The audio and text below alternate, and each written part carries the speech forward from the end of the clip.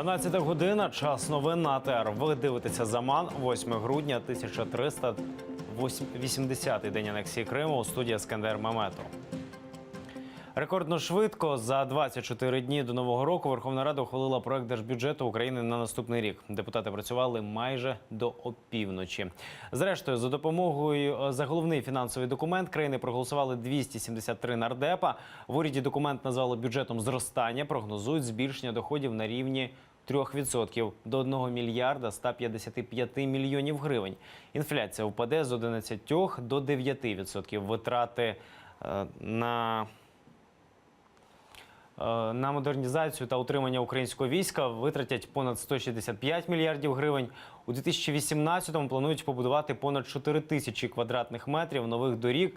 На це запланували майже 47 мільярдів гривень. Ставлю на голосування проект Закону України про Державний бюджет України на 2018 рік номер 700 для прийняття в цілому. Прошу голосувати, прошу підтримати. Голосуємо, колеги. Ми приймаємо бюджет. Прошу загальної підтримки. 273 за. Бюджет прийнято. Один український воїн загинув, 3 поранених на лінії фронту. Про це повідомляє штаб АТО. Десантник 25-ї бригади Андрій Павленко загинув від кулі снайпера. Ворог майже 20 разів порушував режим тиші. Більш ніж в половині випадків українські війська давали відповідь. Найгарячіше було на Луганському напрямку поблизу Троїцького. Там проросійські угрупування стріляли зі 120-мм мінометів та гранатометів. Мінометний вогонь вівся і на Донецькому та Приморському напрямках. Дельфін-убивця. Людина із позивним «Дельфін», яка зафіксована на аудіоплівках із записами розмов про збитий Боїнг на сході України, російський генерал-полковник Ткачов.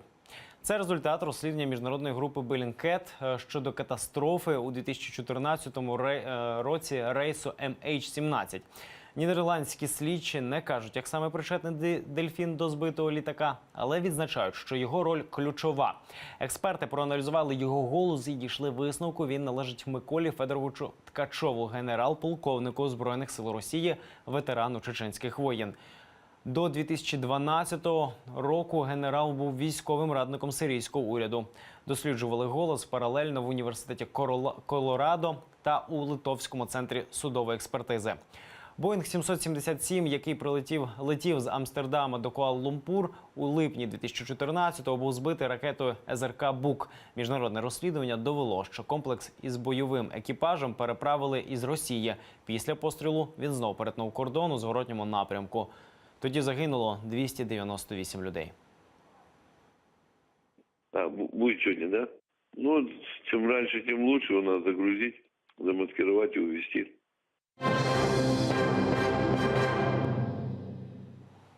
Проблеми прав людини в окупованому Криму напередодні обговорювали у Відні. Там триває 24-те міністерське засідання Організації з безпеки і співробітництва в Європі.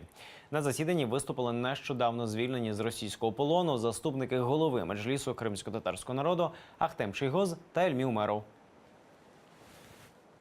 Ахтем Чийгоз і Ільмі Умеров розповідали міністрам свою власну історію кримсько-татарського народу під російською окупацією і про існування справжнього спротиву в Криму.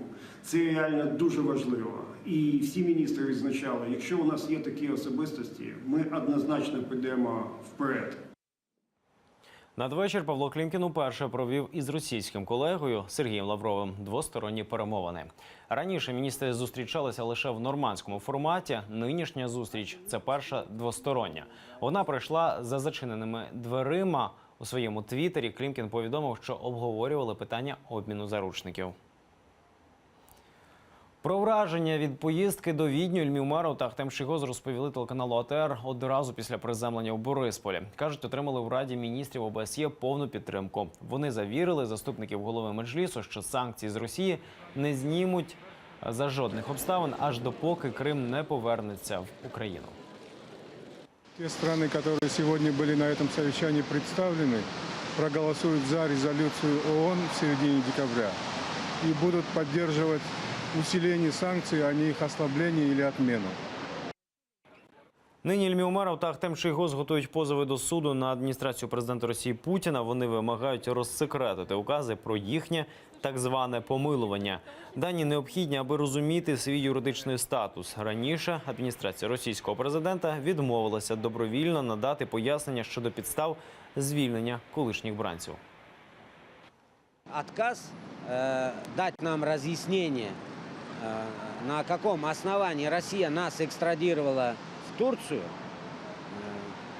мы расцениваем как некий такой подвох. На каком основании освободили? Какие перед нами поставили условия? Можем ли мы въехать в Крым по их правилам? Мы не знаем.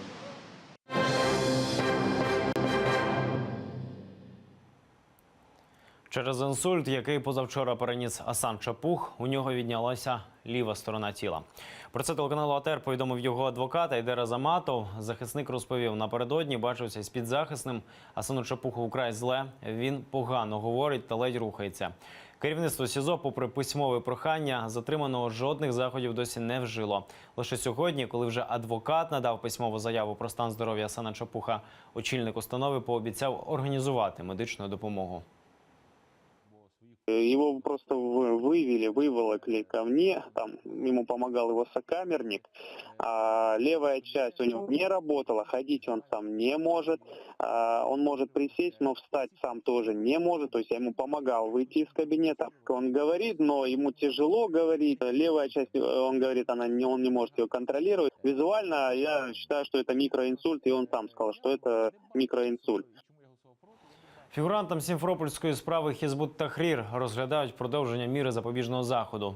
Підозрюваних прийшли підтримати кілька десятків кримців. До зали нікого не пустили. 5 детей. Дети соскучились по отцу. Приезжаешь на суды, детей не пускают. Уже даже и родственников самых близких не пускают. 4 детей дома.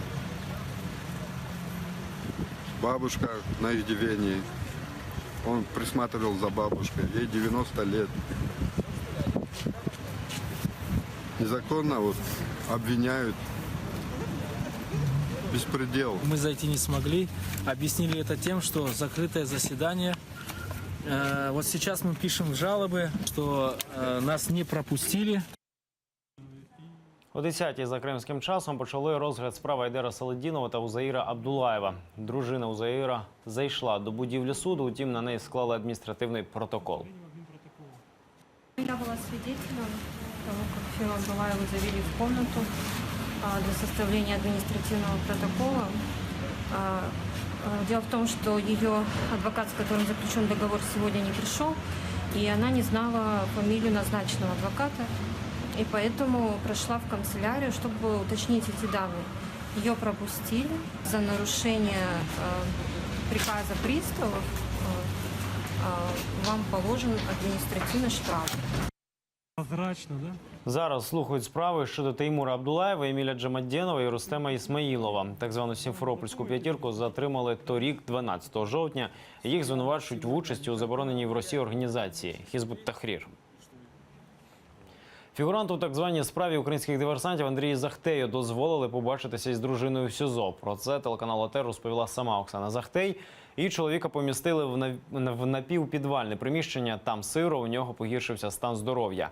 Жінка скаржиться, не всі медикаменти можна передати. Торік співробітники ФСБ 7 серпня затримали групу так званих диверсантів, які нібито готували теракти на півострові. Українська влада заперечує ці звинувачення на адресу українців і назвала це провокацією російських спецслужб. Условия никакие. Но питание тоже, у него гастрит, язва. Понятно, что с этим уже здоровье пошатнулось. У него гайморит, там сыро, конечно, что вот у него обострение. Спина после побоя вот этих, как задержали. Руки у него, да. Ребра у него там что-то срослись не так, его все болит. Руки, ноги затекают, конечно. Ну так, тут медикаменты передать сложно.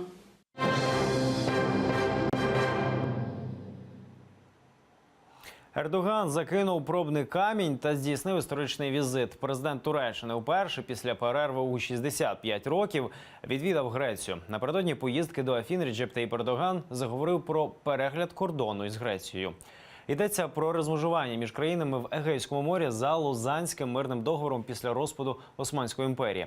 А за документом 1923 року майже всі острови в Егейському морі відходили до Греції. Тепер, вважає Ердоган, морські та повітряні кордони варто відкоригувати виключно для зручності навігації, комерційних та туристичних маршрутів. Прем'єр Греції не коментував ситуацію, а вже на зустрічі у четвер президент Греції Прокопіс Павлопулос відкинув навіть можливість таких переговорів. Лозаннський договір охоплює не тільки Грецію, але й весь регіон. І лише через це, я думаю, що з часом всі договори потребують перегляду не тільки для Туреччини, але й для Греції.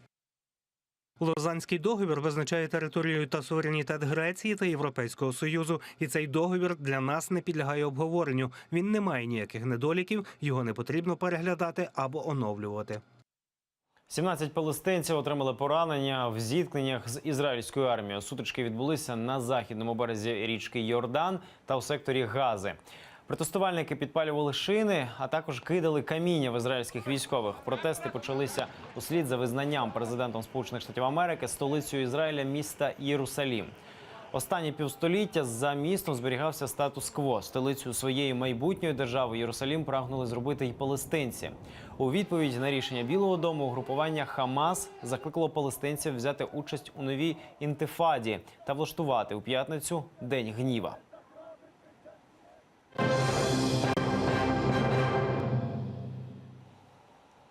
Документальну стрічку «Мустафа» про Джемілєва зняли з показу у Москві. Фільм мали показувати напередодні в кінотеатрі «Октябрь» в рамках фестивалю документального кіно «Арт Док Фест». Утім, стрічку без пояснення причин зняли з показу.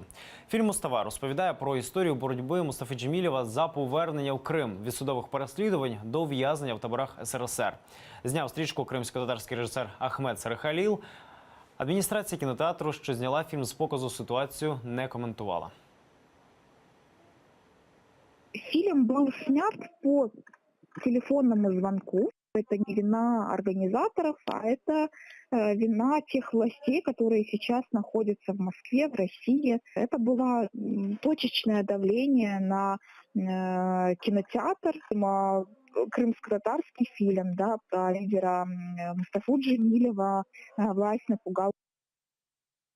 Боротьба за виживання корінного народу Криму. Фільм з такою назвою презентували у Києві. Показ відбувся у вузькому колі.